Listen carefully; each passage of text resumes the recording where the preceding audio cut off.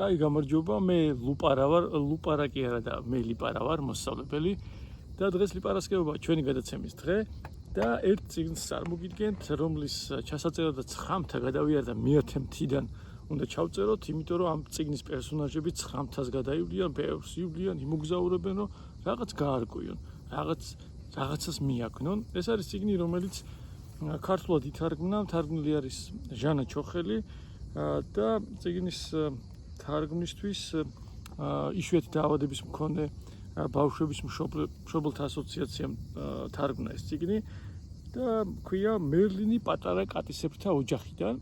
სერია არის ესეთი გენეტიკის ბავშვები ქვია სერიას და ეს წიგნი ამ სერიიდან.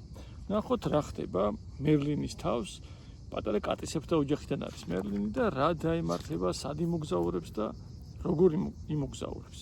დავიწყოთ? კარგი, თუ მსათხართ, მაშინ დავიწყოთ. მერლინი პატარა კატისებრთა ოჯახის საყვარელი წარმომადგენელია. ის ცხოვრობს სამხრეთ აფრიკის სოფელში დედასთან ლამაზ თაფლისფერ ლომთან ერთად. მერლინი დედას ძალიან უყვარს, მაგრამ მერლინი ჩვეულებრივ ლომის ბოკვერს არ გავს. ის უბრალო კატასაც კი არ გავს. მას მტრულად უყურებენ და ხშირად უწევს უხეში კომენტარების მოსმენა სხვებისგან, რადგან ის განსხვავებულია. ერთ დღეს დედა ლომა უთხრა მერლინს: მოდი წავიდეთ და ბრძენ მაიმუნს ვესტუმროთ. ის გვეტყვის რა ჯიშის კატა ხარ. მაიმუნი სოფელში განთქმულია თავისი სიბრძნით და მას პატივს სცემენ ცოდნის და წინდახელობის გამო. მას ყოველთვის აქვს პასუხები და ყველა პრობლემის მოგვარება შეუძლიაო. ბრძენმა მოხუცმა მაიმუნმა დაკვირვებით შეათვალიერა მერლინი. ის ცოტა დაბნეული ჩანდა, შეჩერდა, დაფიქრდა, თავის მრავალრიცხოვანი წიგნებიდან ერთ-ერთი გადაფურცლა, აი ესე გადაფურცლა. მან მერლინი კიდევ ერთხელ შეათვალიერა. რამდენიმე წუთის შემდეგ კი თქვა: არ ვიცი, არ მაქვს პასუხი. მე გირჩევთ იმოგზაუროთ, გაეცნოთ სხვა სოფლებს და ქვეყნებს, წადით და შეხვდით სხვადასხვა სახეობებს, საბოლოოდ კი იპოვით პასუხებს. დედა ლომი და მერლინი გაიმართნენ ავაზას სოფლისაკენ, რომელიც რამდენიმე მილის მოშორებით მდებარეობდა. რამეს ეძებთ?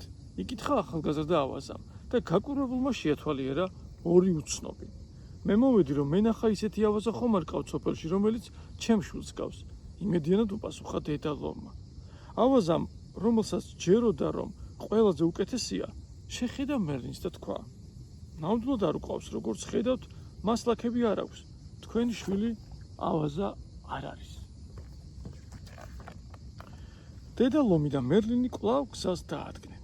ამჯერად ისინი კარაკალის სოფლისაკენ გაემართნენ, მოგზაურობა ხანგრძლივი აღმოჩნდა. ისინი ძალიან დაიღალნენ. დედა ლომი დანებებასაც კი ფიქრობდა, მაგრამ არ შეეძლო.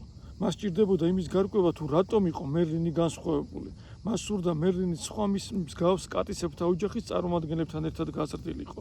მრავალდღიანი მოგზაურობის შემდეგ ისინი კარაკალის სოფელს მიადგნენ. გამარჯობა, ბოდიში შეწუხებისთვის მე ვეძებისებ კატას, რომელიც ჩემ შვილს გავს, თქვა დედა ლომმა. დედა კარაკალმა დიდხანს უყურა მერლინს და ნაზი კეთილი ღიმილით უთხრა: მასაც ჩვენსავი წვეტიანი ყურები აქვს, მაგრამ სულ ეს არის, ის ჩვენი ჯიშის არ არის.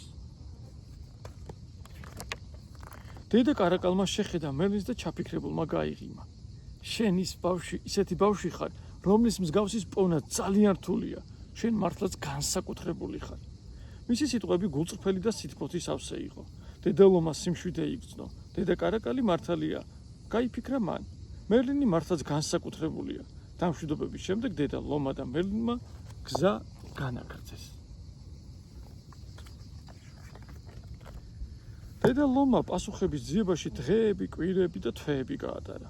ისინი სოფლიდან სოფელში, ქვეყნიდან ქვეყანაში გადადიოდნენ. ყველა ერთსა და იმავეს პასუხობდა: მერლინი არ არის ერთ-ერთი მათგანი. მერლინი არ არის ლეოპარდი, ის არ არის სერვალი კატა, ის აფრიკული ველური კატაც კი არ არის. დედა ლომა აღარ იცოდა, სად წასულიყო და რა გაეკეთებინა.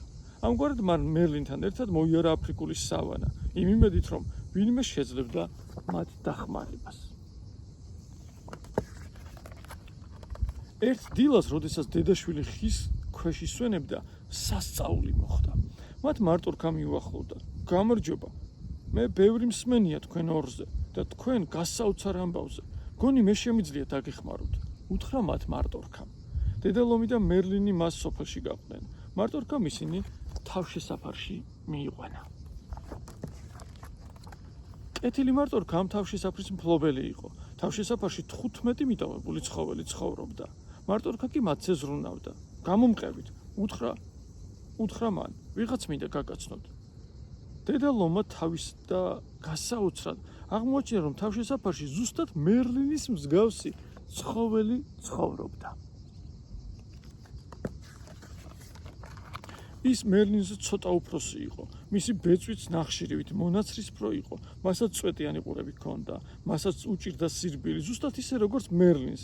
ის თავი ჯოგს ჩამორჩა. რამდენიმე წლის წინ თავშესაფარში კი თავს კარგად გრძნობდა. ეს ნამდვილად გრძელი და დამღლელი მოგზაურობა დამთავრდა. მაგრამ საბოლოოდ დედალომმა იპოვა ის, რასაც ეძებდა. ახლა ის მიხვდა და იცის, რომ მერლინი განსაკუთრებულია.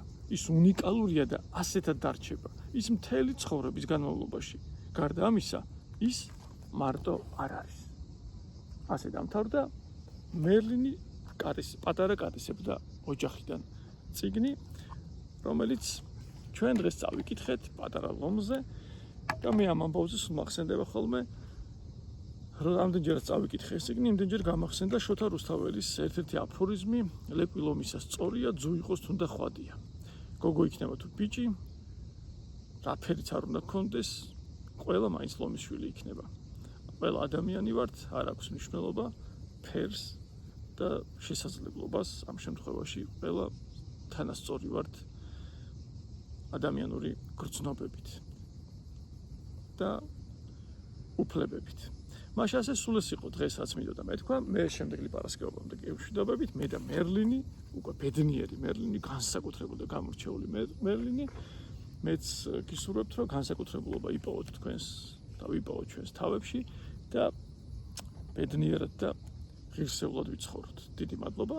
მე შემდეგი პარასკევამდე თუ ლუპარასკევამდე გევშვიდობებით. ნახვამდის.